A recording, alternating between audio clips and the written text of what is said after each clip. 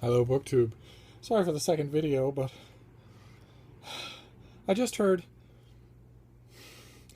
the Republican nominee for President of the United States, in what was billed as a major speech, say, not his 4-year-old, but him, say, in the good old days, to the victor went the spoils.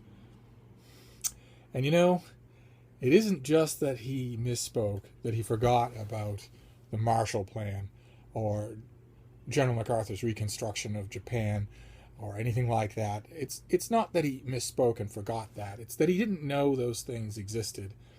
And it's worse than that, because when a cringing aide tells him that the reason that the press from one end of the country to the other is talking now only about one thing in his speech is because these things did exist, he's going to double down and say they didn't exist. He's going to say the Marshall Plan didn't happen. I'll have to look into it, but I don't think it ever happened.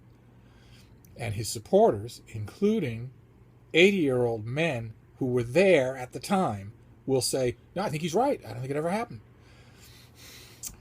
And as if that weren't bad enough, former New York Mayor Rudy Giuliani, the nominee's principal lapdog, gave a speech in which he said that before President Obama took office, there was no successful attack on the United States by radical Islam.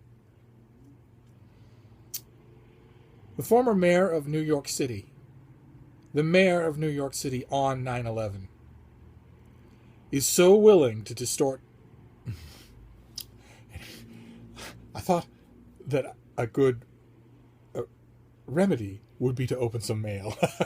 Now, I've already opened this morning's mail. It was huge, 17 packages. But there's a good shipment today, and I wanted to do that just to get the stink of this abysmal, evil ignorance out of my nostrils by dealing with books. It always works, especially when I'm dealing with you. So let's see what we have here, so that I can just stop thinking about it. Okay. I think we saw this before on this channel. Deep Life. This is by Tullis Onstott. It's the hunt for hidden biology on Earth, Mars, and beyond. If I remember correctly from the press release, the bulk of the book is about xenoforms, about extreme life that doesn't require oxygen, life that doesn't require sunlight, life existing under pressures that are unthinkable, that can crush, solid steel, and whether or not such life could exist elsewhere, because the conditions in the rest of the solar system are equally inhospitable. So that's interesting. That's really good. And this is from Princeton, and it comes out in November. And what have we here? Okay, another romance from the romance arm of Penguin. This is Loving You Easy by Ronnie Lauren. Know nothing at all about it. And I guess it's probably out already. It's a finished copy. I could certainly be in the mood for some getaway fiction. Couldn't we all? What's this? Oh my, look at that.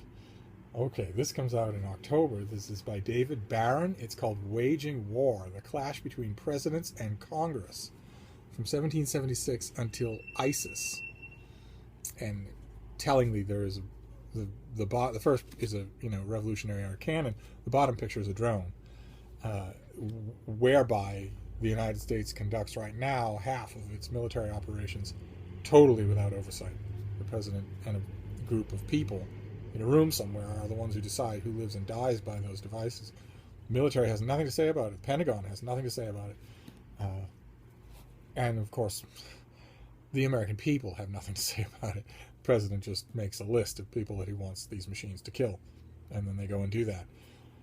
And a scrupulous examination of the records shows that although there is a great deal of collateral damage that inflicted by drones, it's not nearly as much as armed operations on the ground would cause. And a lot of the targets richly deserved to die, and would almost certainly have been sentenced to life in prison or to death had they been tried. But they weren't tried, and the next president, who has control over these machines, will have just as little oversight and maybe not as many scruples. So this is going to get more disturbing as it goes along. And then the last one is this huge thing. Let's see what this is. It's a gigantic book. It's not many books. What is this?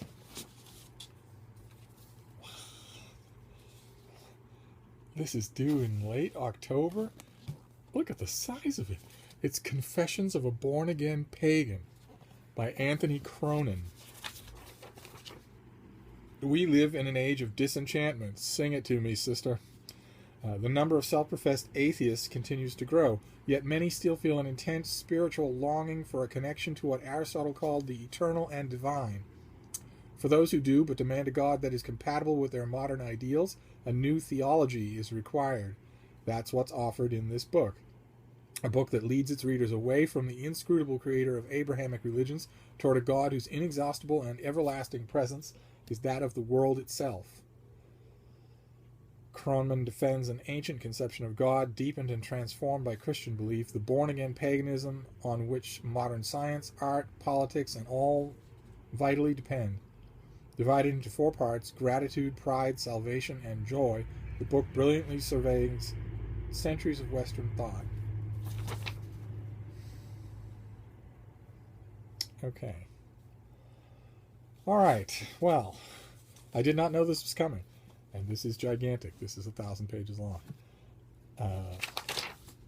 It will obviously require some serious study.